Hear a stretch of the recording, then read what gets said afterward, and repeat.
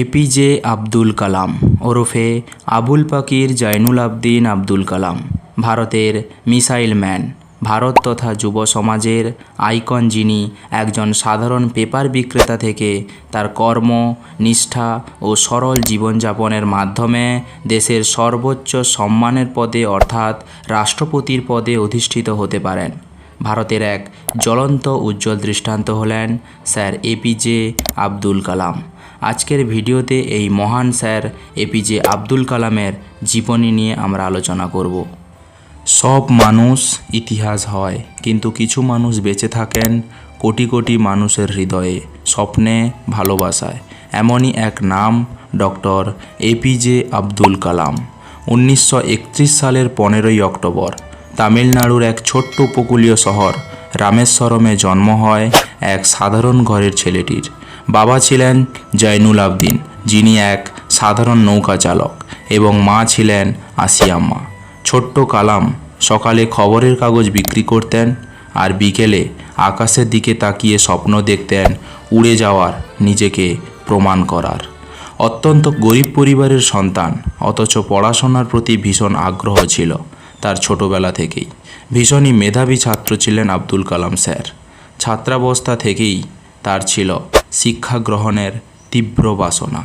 তার কাছে ধনসম্পদ ছিল না বড় কোনো সুযোগ, কিন্তু ছিল একটা জিনিস, অপূর্ব মনের জেদ আর স্বপ্নকে বাস্তবে রূপ দেওয়ার অদম্য সাহস। তিনি পড়াশোনা করেন মাদ্রাজ ইনস্টিটিউট অফ টেকনোলজিতে। সেখান থেকেই শুরু হয় তার আকাশ ছোঁয়ার যাত্রা।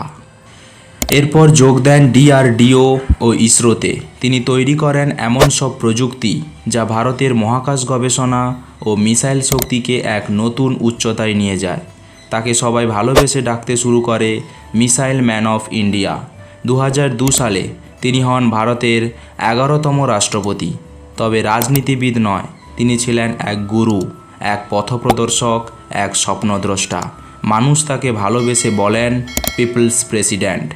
ভারতের missile man sir APJ Abdul Kalam নিজের কর্মকাণ্ডের দ্বারা পেয়েছেন বিভিন্ন সম্মান ও পুরস্কার।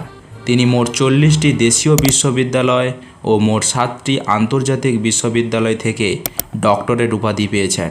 1990 সালে পেয়েছেন পদ্মবিভূষণ এবং নিজের অসামান্য বৈজ্ঞানিক গবেষণা ও প্রযুক্তির জন্য পান 1997 সালে ভারতরত্ন। স্বপ্ন দেখো, সেই স্বপ্নকে চিন্তায় রূপ দাও, আর সেই চিন্তাকে পরিণত করো বাস্তবে, এই ছিল তার বিশ্বাস। ডক্টর কালামের জীবন ছিল এক কবিতা, যেখানে প্রতিটি শব্দে ছিল সংগ্রাম, প্রতিটি লাইনে ছিল অনুপ্রেরণা। পৃথিবীতে এমন একটিও মানুষ নেই যিনি এই মহান মানবকে পছন্দ করেন না বা ভালোবাসেন না।